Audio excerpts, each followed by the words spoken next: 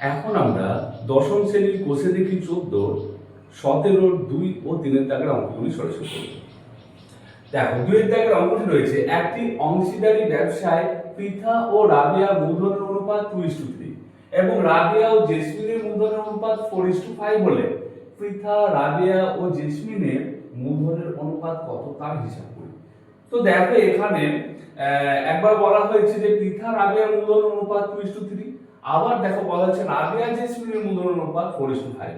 তাহলে এখানে কিন্তু রাবেয়ার দুটি মূলধনের এই যে অনুপাত সে অনুপাতের মধ্যে রয়েছে। হ্যাঁ, এবার দেখো পৃথা, রাবেয়া ও জেসমিনের মূলধনের অনুপাত কত তা নির্ণয় করতে হবে। দেখো তোমরা যে অনুপাত সমানুপাতের চ্যাপ্টার অঙ্কগুলো করেছিলে, হ্যাঁ, সেখানে যে নিয়ম নীতিগুলো ছিল সেগুলো ফলো করে কিন্তু এই অঙ্কটি সলিউশন করতে হবে। দেখো আমরা প্রথমত লিখছি যে পৃথা ও রাবেয়ার মূলধনের অনুপাত, পৃথা ও রাবেয়ার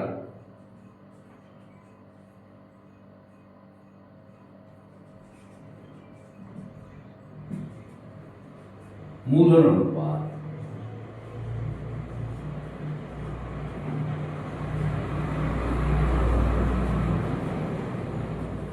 কত? 2:3। আবার দেখো রাবেয়া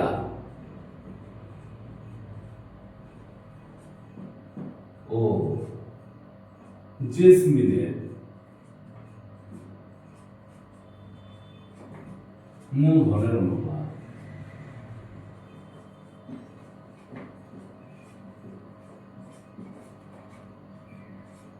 সমান কত? জেসমিনের মূলধনের অনুপাত 4:5। তো দেখো এখানে আমরা দেখতে পাচ্ছি পৃথা, রাবেয়া, মানে এখানে আবার রাবেয়া রয়েছে, আবার এইখানেও রাবেয়া রয়েছে। তাহলে রাবেয়া এইখানে যে এখানে পড়ে, তাহলে এখানে এইটা 3, আবার এগুলো প্রথমে মানে 4। তাহলে এক জায়গায় কত রয়েছে? 3 আর এক জায়গায় 4। 3 আর 4। সুতরাং এখানে যে 3 4 রয়েছে এই দুটোকে কিন্তু এক করতে হবে। হ্যাঁ, তো সেটা করলে আমাদের অঙ্কটি সলিউশন হবে। দেখো এক যদি আমরা করি তাহলে কি করতে হবে আমাদের? এখানে 3 আর 4 এর লসাগু, 3 4 এর লসাগু 12। তাহলে আমাদের এখানে কত? এইখানে 12 নিয়ে আসতে হবে, এখানে 12। তাহলে এখানে যদি আমরা 12 নিয়ে আসতে চাই তাহলে দেখো কত গুণ করতে হবে। এখানে যদি 12 নিয়ে আসতে চাই তাহলে আমাদের 3 আছে, তাহলে 4 গুণ করতে হবে। তো শুধু আমরা এই 3 এর সঙ্গে তো হঠাৎ করে 4 গুণ করে দিতে পারি না। সেই ক্ষেত্রে আমাদের এর সঙ্গে 4 গুণ করলে তার যে আগে, হ্যাঁ, যেটা রয়েছে 2, হ্যাঁ, তো 2:3 আছে। তাহলে এই যদি আমরা বড় পদের সঙ্গে যদি আমরা 4 গুণ করি তাহলে কিন্তু পূর্ব পদের সঙ্গেও কিন্তু 4 গুণ করতে হবে। তাহলে আমরা করে নিচ্ছি। তাহলে দেখো 2 এর সঙ্গে যদি 4 গুণ করি তাহলে 4 2 8 3 এর সঙ্গে 4 গুণ করলে 3 4 12। আবার দেখো এইখানে আমাদের 12 নিয়ে আসতে হবে, তাহলে 4 আছে, তাহলে কত গুণ করতে হবে? 3 গুণ করতে হবে। তাহলে 3 এর সঙ্গে 4 গুণ করলে 3 4 12। ঠিক একই রকম ভাবে 5 এর সঙ্গে আমরা 3 গুণ করব, তাহলে 3 5 15। দেখো এই দুটো আবার কি হলো? এক হয়ে গেল। তাহলে আমরা এবার লিখতে পারি যে প্রথম এটা হচ্ছে পৃথার অনুপাত, এটা আর রাবেয়ার দুটো এক হয়ে গেছে, মানে রাবেয়ার অনুপাত আমরা পেয়ে গেছি, রাবেয়ার অনুপাত 12 আর জেসমিনের অনুপাত কত? 50। তাহলে আমরা লিখতে পারি যে অতএব পৃথা, রাবেয়া ও জেসমিনের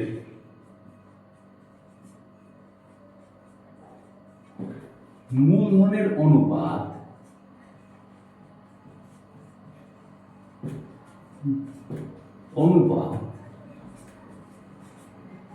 সমান কত? 8:12:50।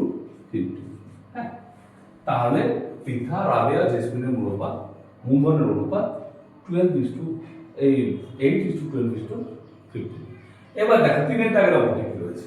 দুজনের একটি অংশীদারি ব্যবসায় মোট লাভ হয় 1500 টাকা।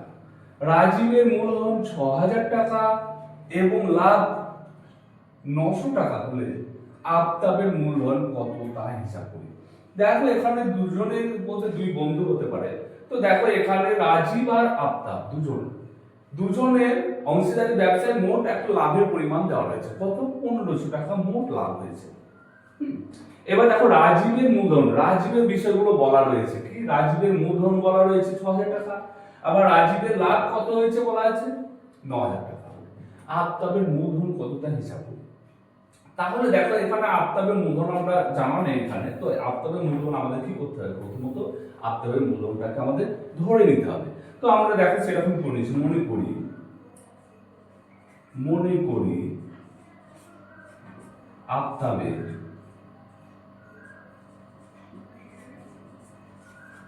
মূলধন, হ্যাঁ মূলধন x টাকা, x টাকা আমরা ধরে নিলাম আফতাবের মূলধন।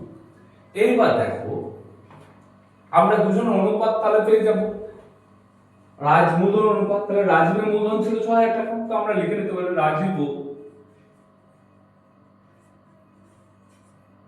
রাজীব আফতাবের মূলধনের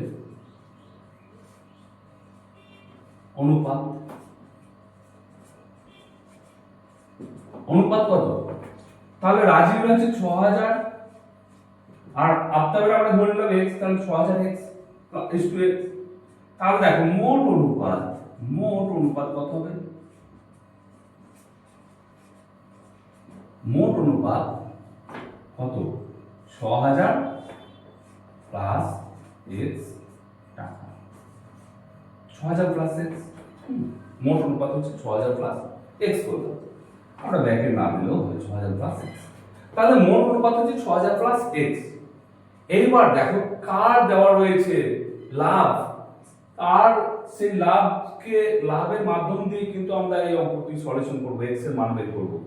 তো এই ক্ষেত্রে দেখো যদি আফতাবের লাভ দেওয়া থাকতো তাহলে আফতাবের লাভকে নিয়ে আমরা অঙ্কটি সলিউশন করতাম, কিন্তু এখানে দেওয়া রয়েছে রাজীবের মূলধন এবং লাভ, তাহলে এটা এবং লাভ মানে এটা রাজীবেরই লাভ, তাহলে রাজীবের দিক দিয়ে কিন্তু আমাদের অঙ্কটি সলিউশন করতে হবে। তাহলে দেখো রাজীবের লাভ হচ্ছে 900 টাকা, তাহলে আমরা শর্তানুসারে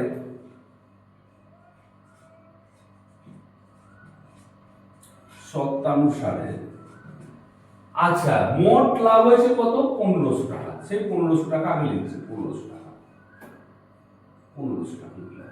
এইবার দেখো গণিত, এবার কার লিখবো, যেহেতু রাজীবের লাভ দেওয়া রয়েছে তো রাজীবে লিখবো, তাহলে রাজীবের আনুপাতিক ভাগারটা বসাবো। রাজীবের আনুপাতিক ভাগার কত 6,000 বাই 6,000 হচ্ছে রাজীবের অনুপাত ছিল, তাহলে 6,000 বাই 6,000 প্লাস x, তাহলে রাজীবের লাভ হলো এটা, আর রাজীবের লাভ দেওয়া রয়েছে কত, দেখো রাজীবের লাভ দেওয়া রয়েছে 900 টাকা, তাহলে সমান দিয়ে আমরা লিখবো 900। তাহলে বা দিয়ে এখানে আমরা সলিউশন করছি, বা তাহলে এখানে 1500 বাই প্লাস x সমান, দেখো এখানে 900 বাই 1500, মানে এখানে 900 ছিল, এইদিকে 1500 গুণ আকারে ছিল, এই ভগ্নাংশের সঙ্গে গুণ আকারে ছিল, তাহলে সমানের ডান দিকে নিয়ে আসলাম, তাহলে কি হবে না এটা ভাগ আকারে হয়ে যাবে, মানে 1500 নিচে বসে যাবে।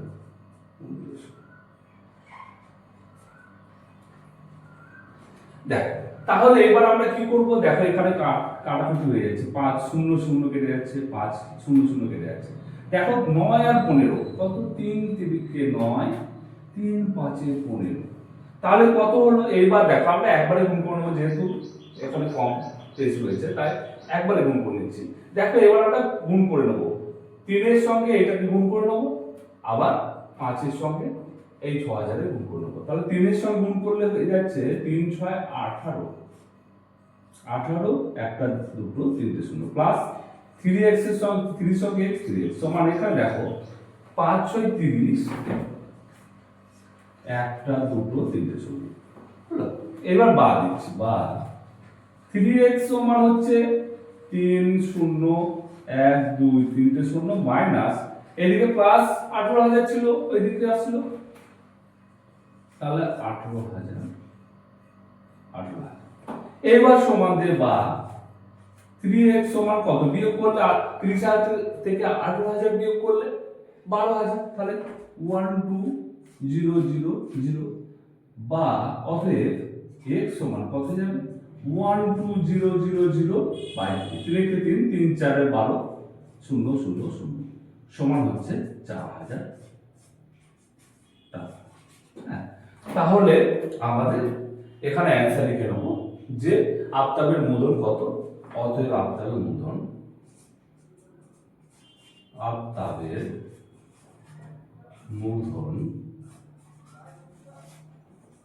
সমান 4000